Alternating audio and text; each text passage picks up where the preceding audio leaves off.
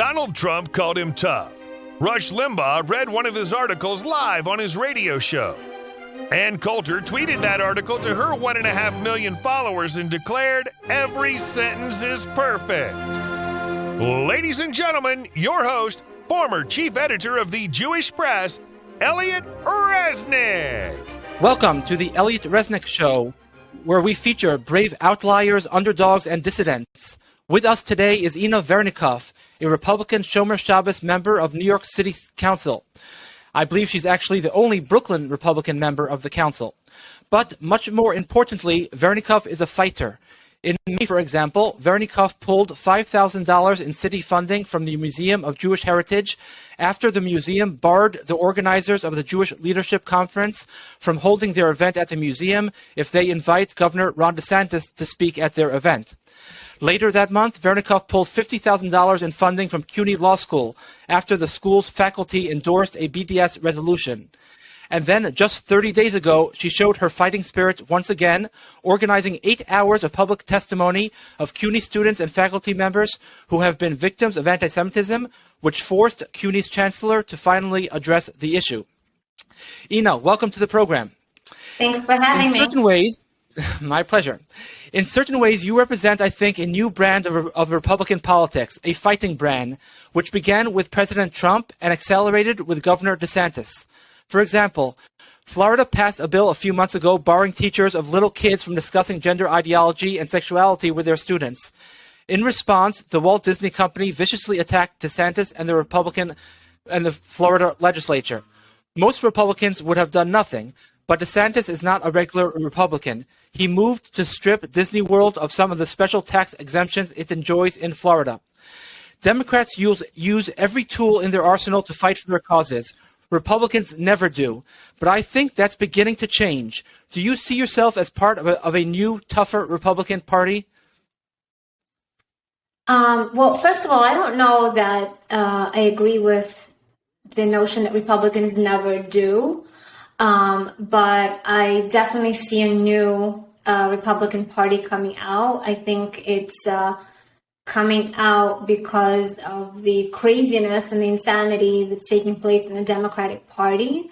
I think that you see that in the wins, and I think that my race, for example, was kind of a model for that. And you see how people are really coming out to vote Republican. A lot of this vote is really a vote of anger about what's going on in this country today with the Democratic Party in our blue cities, right? And the reason I ran for office is to get things done and also to be a voice and to fight for the values of my community that I represent, my district, that elected me in a landslide. So, I could have really just stayed back and, I had a pretty successful law practice that I was running for 8 years. So I didn't do this for a job. I didn't do this for an income. In fact, it's actually, I would have been better off in my law practice. But I did it because I really see this country and the city moving in a very bad direction. I came here as an immigrant from the former Soviet Union as a child. And I really love and appreciate what this country has done for me, the opportunities we have here. And I'm really here to stand up for those values that we came here as immigrants to live by and to enjoy. And what's happening now is that I feel that they're taking a lot of those opportunities away from us, a lot of the freedoms that we came here for, that we fought for, such as freedom of religion, freedom of speech, economic opportunity, meritocracy.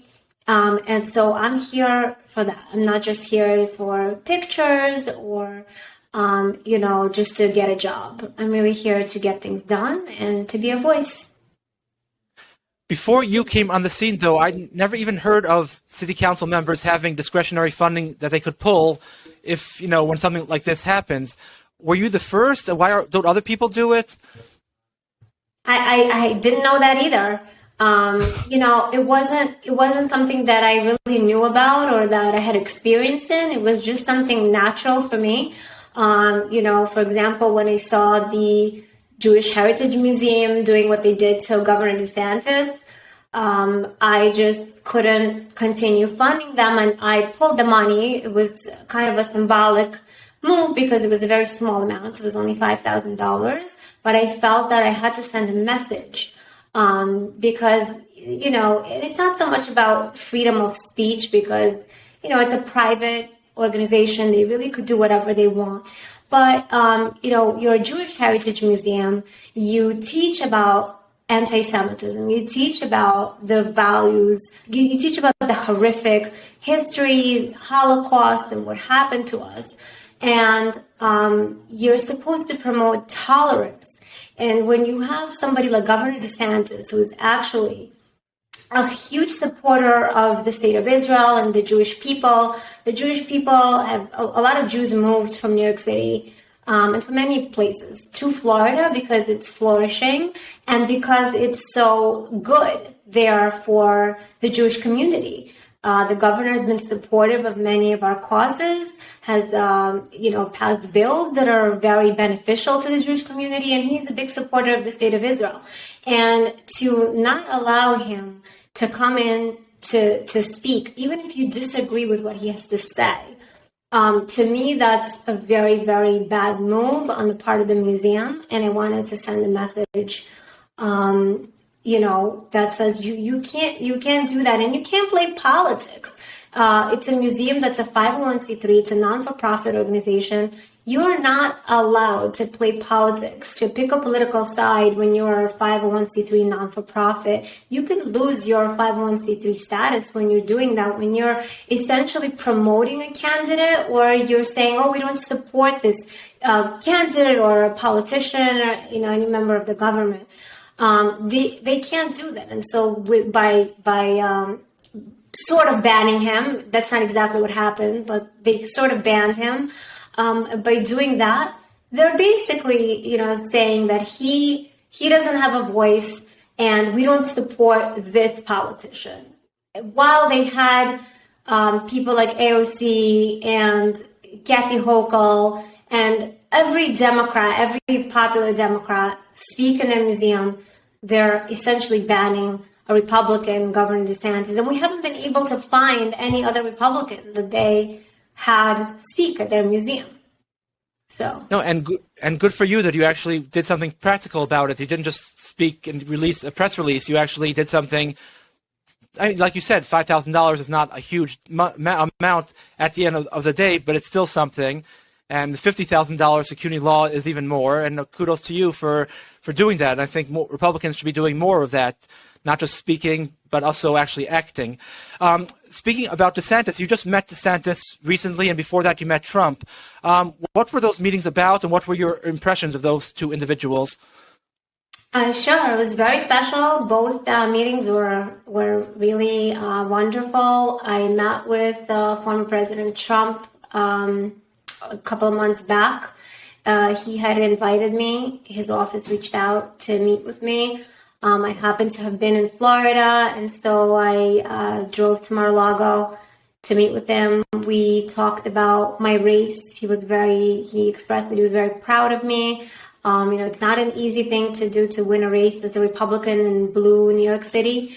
So he just, expressed how proud of me he was and how much his family supports me. They're behind me, and we talked about New York City and how bad things have gotten in New York City and why he ran for office, and which is similar to why I ran for office, even though obviously, I'm just a local council member and he was the president. We talked about Ukraine. This was a while back when, everything had just started with Ukraine.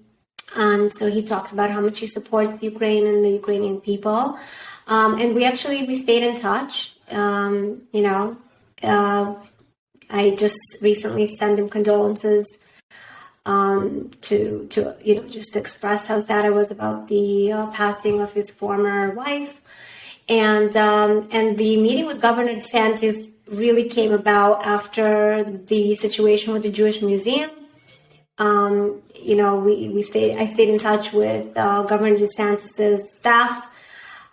We went back and forth when I was drafting the letter and when I was pulling the funding. So I asked for a meeting when he had arranged to speak at a different venue after the Jewish Heritage Museum did not allow him to speak there. So I went to the conference where he spoke, and I had a private meeting with him, and I thanked him for what he's doing in Florida. His state is really flourishing and growing, while our city and state is doing very badly. The economy is in a very bad shape. We have tremendous increase in crimes. We have things happening every single day on the subway, murder, people being thrown off the tracks. It's not happening in Florida, right? The people of the state of Florida are flourishing, and everybody's running to live there. So I thanked him for what he's doing for his state, and I thanked him for what he's doing for the Jewish community, and I thanked him for being a loud pro-Israel supporter, which is something that we're really missing in this country. What were your impressions of them as individuals? I mean, they are very different. They're very different people. They're very different characters. Governor DeSantis is a very humble guy, kind of more on the quiet side, I think, in person. President Trump is President Trump with a big character, but also very nice. Okay, now I want to get to one of your most recent activities. If you could tell us a bit about the recent hearings you held on anti-Semitism at CUNY. We're all familiar with the mainstream media making mountains out of molehills when it comes to hate crimes. So a person looks at a black or a Muslim the wrong way, and all of a sudden it's national headlines. Is that the kind of anti-Semitism we're talking about at CUNY, or is something much more serious going on? Sure. So first of all, this has been going on at CUNY for a long time. It started at the very least in 2015, and I think it actually goes back to 2013. I just read the ACLJ complaint to the Department of Education, and they talk about it going back to 2013. I've been personally involved in the situation since 2015, when the Students for Justice in Palestine hijacked a rally about tuition hikes outside of Hunter College and made it all about Israel, Palestine, and yelled Jews and Zionists out of CUNY. So it's been going on at least since 2015. The reason why I decided to bring it to light now is because I have this incredible platform, and I'm actually able to do a lot more about it than just, write articles and make personal phone calls to Hillel, which is what I used to do. I used to pick up the phone and call Hillel International and be like, what are you guys doing about this, right? And I wasn't getting paid for it.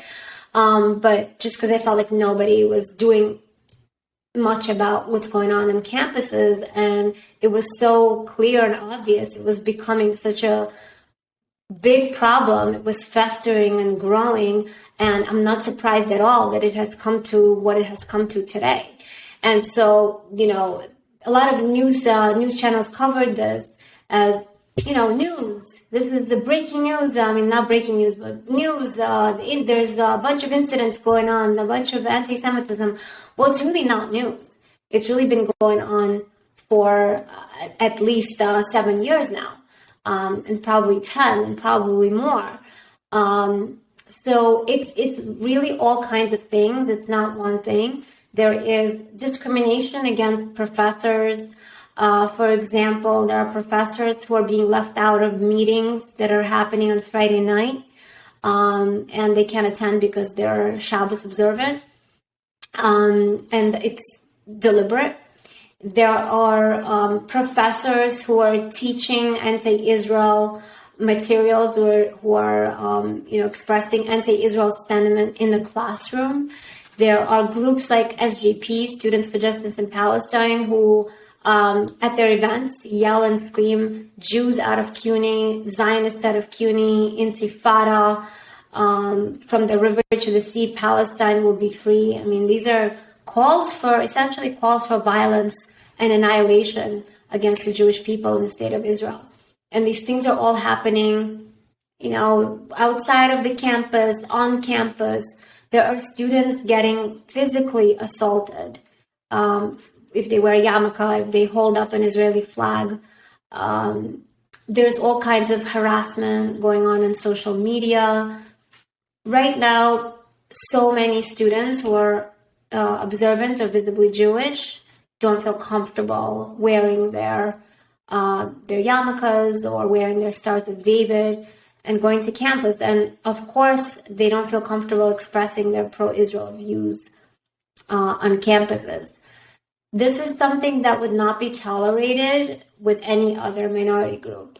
And so nobody's really doing much about it. I mean, we have organizations who send out statements, they do press releases, but I don't feel, and there are some organizations that do really, really good work. That have filed lawsuits and that do fight for the civil rights of Jews. But I feel it's incumbent on me as a member of the city council to bring this situation into light and to actually take action and do something about it. So I propose to have a hearing exposing anti-Semitism at CUNY. So we had this hearing. It was 7 hours long. We had witnesses waiting outside in the scorching heat to be able to testify for 2-3 minutes. There were professors, they were members of organizations that have been dealing with anti-Semitism for years, and there were students who have experienced it firsthand.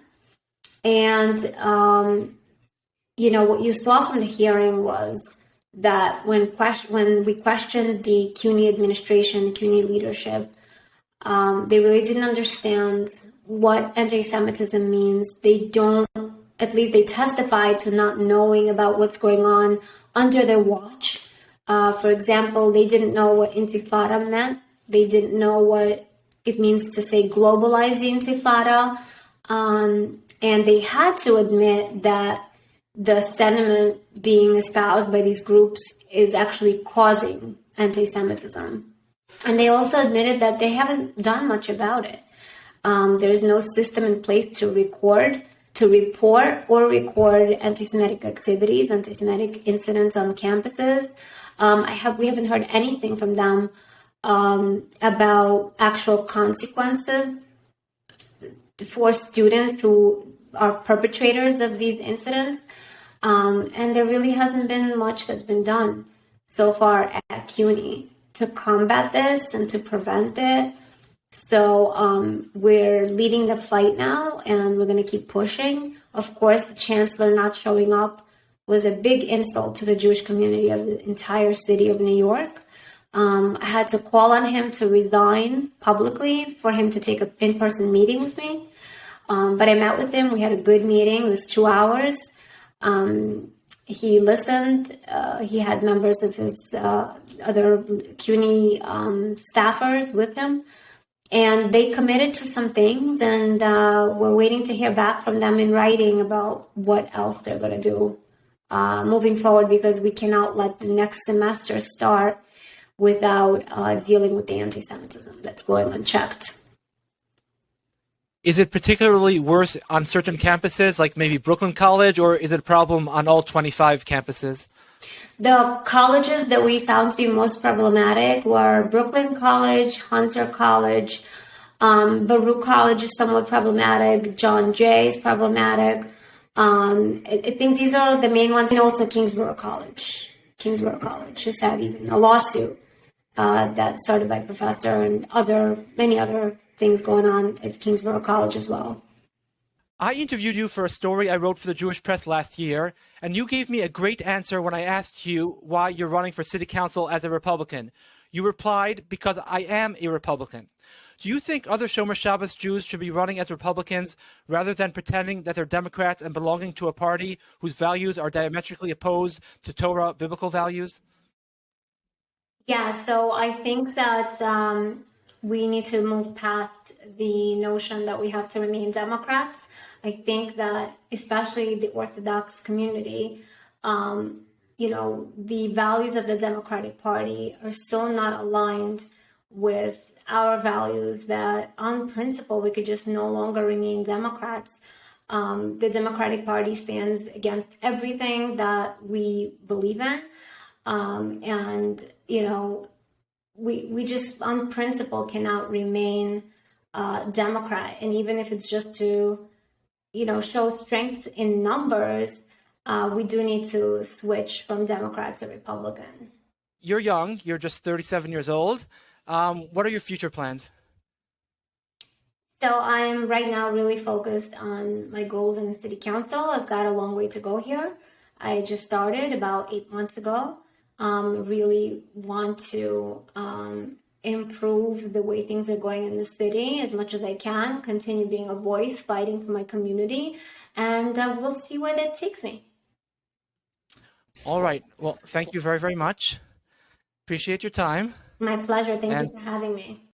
Before we go, some closing remarks. Ina Vernikov, as she mentioned, won her race in a landslide. She won 64% of the vote.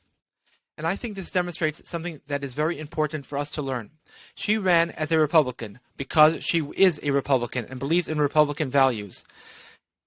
So many Orthodox Jews in Brooklyn and elsewhere say we must run as Democrats. We must run as Democrats. Well, first of all, I don't know how you could run as a Democrat when the Democratic Party stands for beliefs that are diametrically opposed to our beliefs, to biblical beliefs. The party is almost literally, you could say, at war with God, metaphorically at war with God, on a moral level. And yet, Orthodox Jews continue to join that party. And people say, well, you have to, you have no choice. Well, again, number one, it's wrong. And you should never do something that's wrong. Don't say you have no choice. You always have a choice. But number two, as a practical measure, as a practical question, Ina Vernikov, because she ran as a Republican, she won.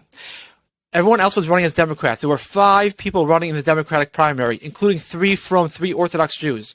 In a crowded field, people spent much energy and toil.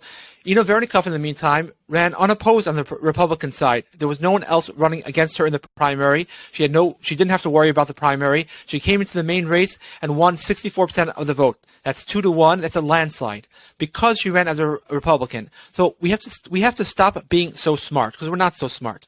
Number 2. In general, running as a Republican or Democrat in New York City, people have this misconception that it's so important to run as a Democrat. You know, right before the primaries with Eric Adams, the Democratic primaries, everyone said in the Orthodox community, you must register as a Democrat because we need to make sure that Eric Adams wins and not some crazy radical leftist.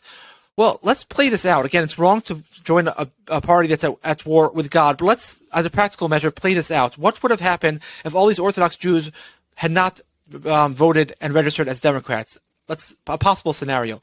One possible scenario is that Eric Adams would not have won. The radical Democrat would have won the primary. But because a radical Democrat would have won the primary, Curtis Sliwa, the Republican, would have had a much, much better chance of winning. He had no chance of winning because he was running against a so-called moderate Democrat. Had he been running against a radical Democrat, he would have had a much bigger chance. And also many regular New York voters, just ordinary New York voters, maybe not this election, but over time, till the next election, they might have said to themselves, I can't continue voting for these Democrats. These Democrats are too radical. They're not protecting me. They're not protecting the city. I have to look to see maybe if the Republican is a viable alternative. And the Republican Party would notice these trends. It would start pouring much more money into the Republican New York Party. And all of a sudden, over time, over a short period of time, I believe, the Republican Party would gain strength and be a viable alternative in New York. And it's only not a viable alternative in New York because all these people who like to play God and know exactly, well, if I do this, then that's going to happen. They have the whole thing planned out in advance, and they know you must register and vote as a Democrat for all their stupid reasons. In the meantime, if they just acted principled and did what they're supposed to do and acted based on the values they grew up with, the Republican Party, over time and fairly quickly, would become a viable alternative in New York. And it's only because of compromisers who refuse to do what is right that the Republican has no chance, usually in New York. And by the way, Republicans do what Giuliani won not so long ago, 20 years ago? Bloomberg won, 10, 15 years ago? This notion that a Republican can't win is nonsense. And a Republican will have a much better chance of winning if he's running against a radical. And thanks to so many Orthodox Jews and other people who are so smart, too smart for their own good, Eric Adams won, who's a so-called moderate, and that's why Curtis Sliwa had no chance. Not that Curtis Sliwa is the biggest hero in the world, but in general, him or any Republican is much closer to what we believe in than any of these Democrats. And I'll just end off with one last example. The reason we have got Donald Trump as president, and I believe most of my listeners do like Donald Trump, the reason we got him as president is because John McCain and Mitt Romney lost their elections and Obama became president for 8 years. People hated Obama so much, they were so fed up that we got Trump.